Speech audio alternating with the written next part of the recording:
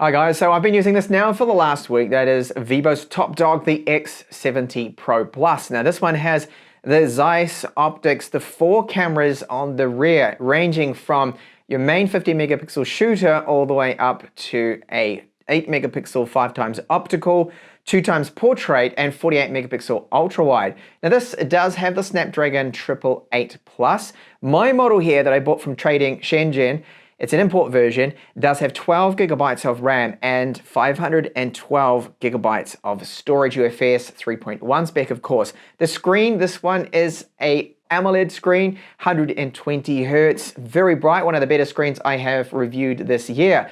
So the hype about the cameras on this one, is it the best out there? Well, I'll give you a bit of a spoiler. For stills from the rear cameras, it certainly has produced some excellent results if you missed my camera comparison against the iPhone 13 Pro Max and Mi 11 Ultra. So great presentation in the box. Lifting this up, you will see I do have the vegan leather orange model here. I think it's the best looking one from them, and I'll get onto the design and the build of this phone shortly. But just under this, you will find we then have a case. So a nice case that also has the leather-like finish to it, or the vegan leather on the back of it. And here we have our power supply, which is 66 watts, but it only charges at 55 watts. And we do get these here, some TWS earbuds included, and our power cable, which I've already pulled out, which is Type A to Type C. Build quality of this phone, I absolutely love it. I do think this is one of the better build qualities that I've seen, definitely from Vivo. This is their top yet. So we've got vegan leather on the back. Now it's not a light phone, it's 213 grams, and the thickness of it isn't that bad. I mean, it's about 9 millimeters is what I'm measuring. Now I think they've overdone it a little bit here with the Pro Plus, because this is the thing that makes it stand out from, of course, the non-Pro Plus model, or should I say just the Pro model, and I think it's a little overdone here with all this, okay? If people know their phones, then they will recognize it straight away, but I don't think it's really necessary. So this material feels great. It adds a bit of grip to it, and of course, no fingerprints at all will be visible with that. Now, with the camera modules on the back, of course, we have 4 cameras, so there's no hiding that, yes, it's got a huge camera module here. Now, you see the Zeiss branding right there. We have the T coating over these lenses, which I think later on in camera samples definitely does help out. And this really does have the best stills I have seen from a mobile phone to date with this phone. So 50 megapixel main camera with an f1.6 aperture. We've got an 8 megapixel periscope. So that's got optical image stabilization. All the cameras do, 5 times optical zoom, 12 megapixel telephoto, that's our portrait camera, 2 times optical, 48 megapixel ultra wide, which does have that gimbal optical image stabilization, which they market as a micro gimbal because it's, of course, very small inside there.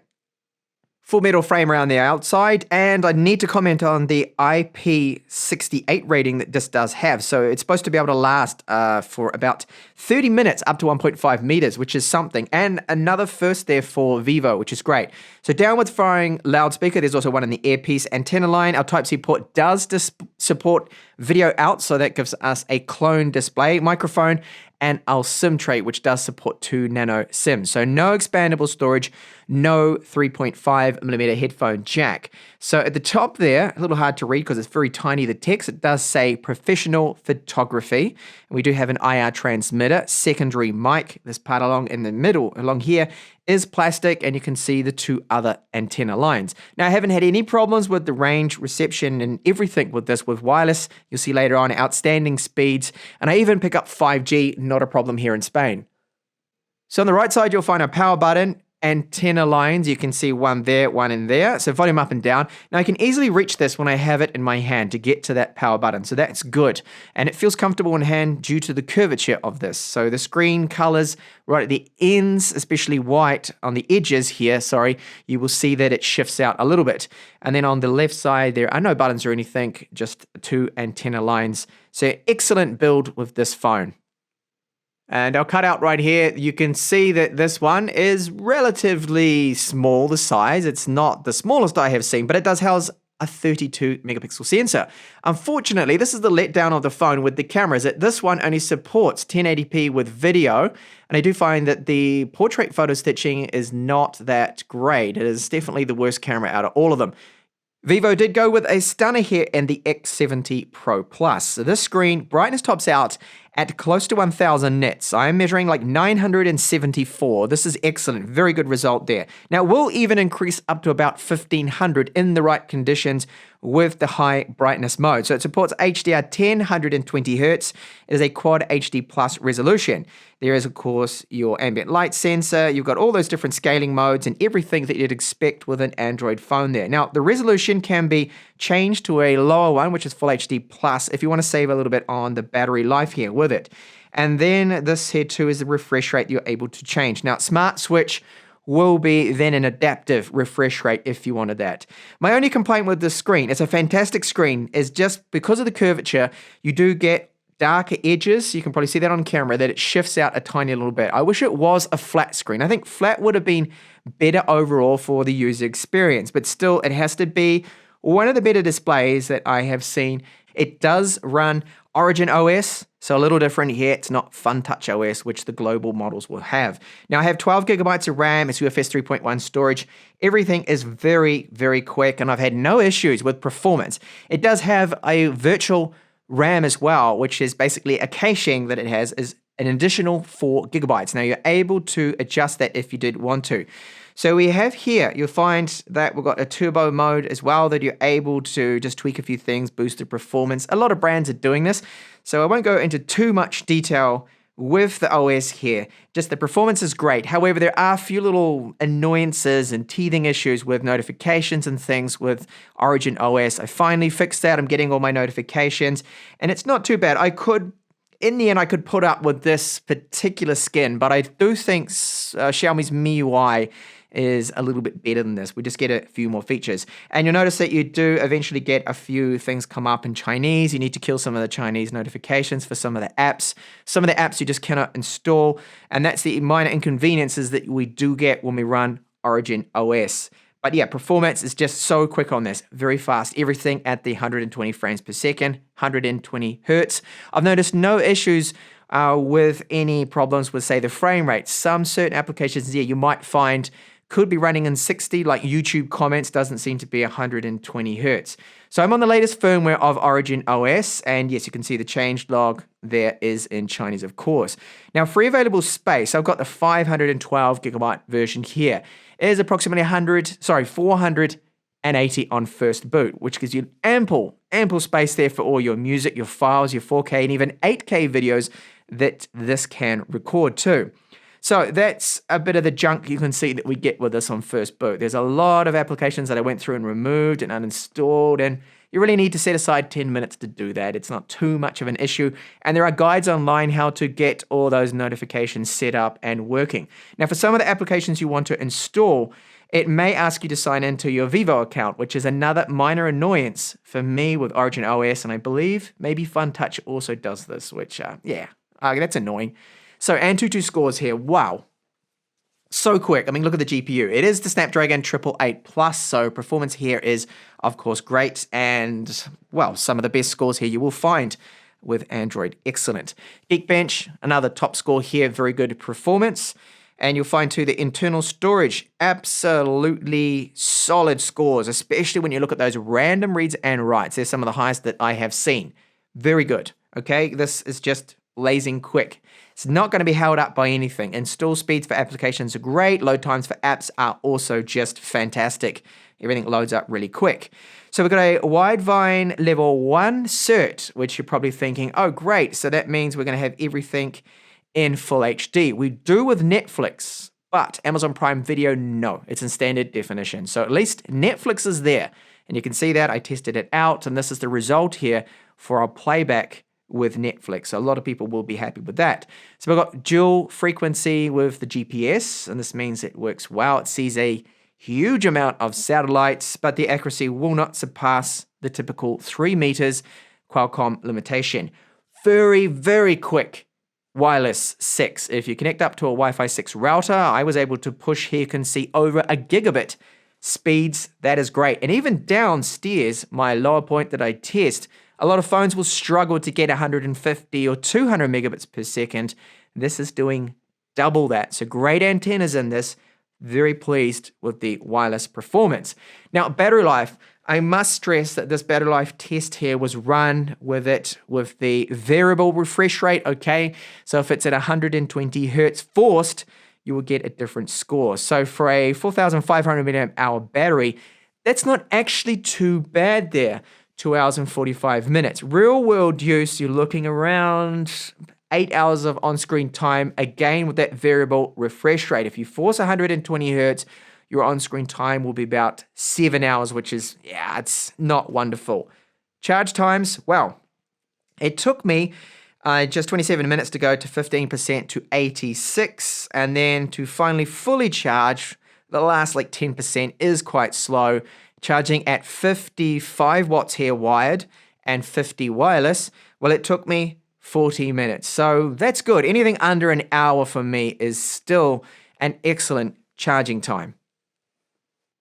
YouTube performance, well, it can run. You'll see now here that if I go and check the settings for the quality, it will run at high picture quality 1080p. That's it. It doesn't seem to want to go to 1440p. Now with audio, we don't have this, sadly. Goodbye. I'm shedding tears still for the old analog 3.5mm support. However, I've been testing out these, which are the One More Color Buds 2 that I'm going to be reviewing soon in the channel. And they work just fine with this, and the latency is really great too, so no real problems with that. So we have a speaker down the bottom, as I showed you, and then the earpiece up the top doubles as a secondary speaker. Now, voice call quality, I would rate as just like any other phone. I'm noticing really no difference. It seems to be perfect. The other end said it was fine to them too. So now I'm going to play the speakers at 100% volume, and I think they sound great. They've got a decent amount of mids, a little hint of bass there too as well, and overall good volume.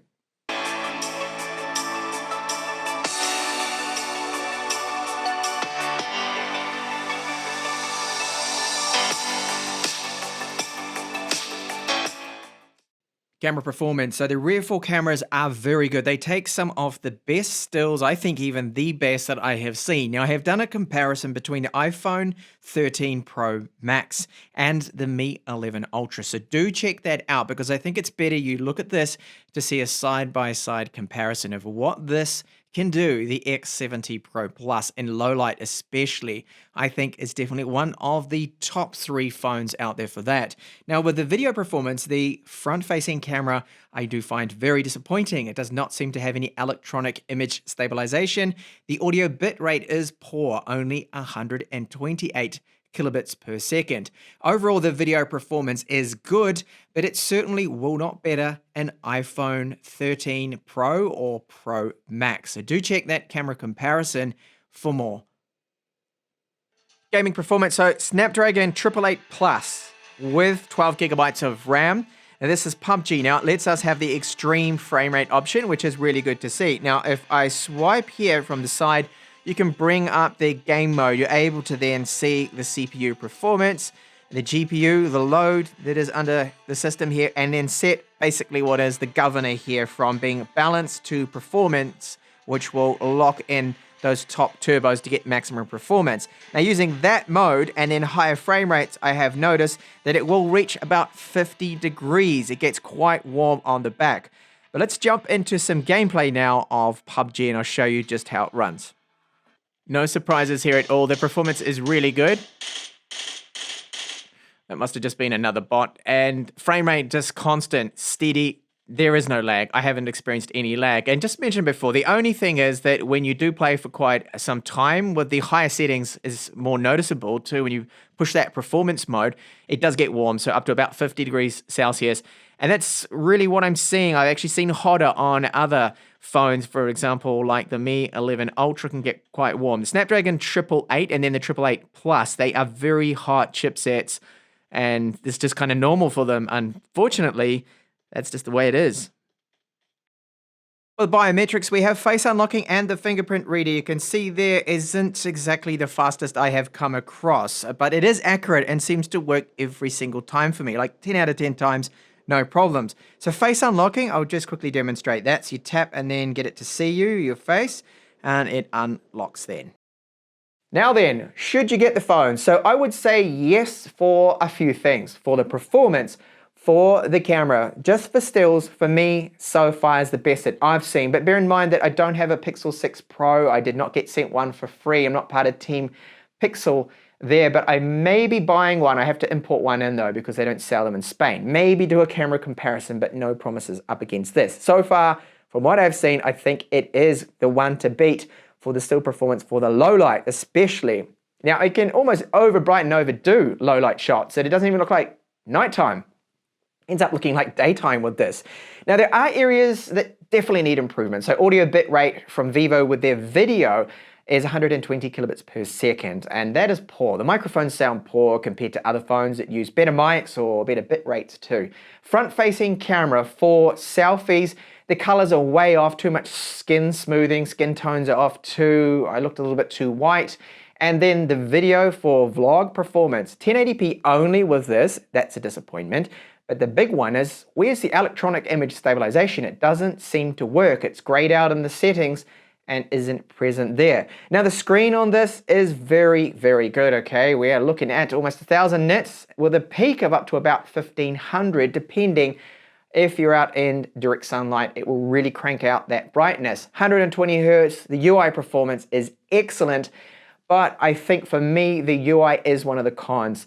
The Origin OS has quite a few little niggling things there that I don't really like. There's bits and pieces in there with the Chinese software. You get some apps in Chinese. There's a lot that does need to be sorted out. Now you can get the notifications working. We've got Netflix in full HD at least. And there is the wireless charging support with this phone. Build quality, excellent. I really do like the look of this. Well, apart from this area, I think next to the camera they went a little overboard with that huge big plastic shining plate there, but I like the vegan leather on the back, and this orange color definitely makes it stand out as a different phone. So for a flagship attempt, their best yet from Vivo. They have really done it. They've added so much with this particular model here. I'm looking forward to what would be the successor to this. I just hope that they improve upon software experience, video performance in this, and if they do that, they definitely next year in 2022 are going to be a brand to contend with for the top Android phone that is flagship level 1 with the amazing camera performance. And I hope they continue this partnership with Zeiss with their optics, and that special coating on the lenses, I think, is what is setting this one apart from the rest. And that image processing chip, they have that custom ISP on board. So there we go. That's my thoughts there on the Vivo X70 Pro Plus. Thank you so much for watching. Do check out the camera comparison I have with this model up against the iPhone 13 Pro Max and the Mi 11 Ultra.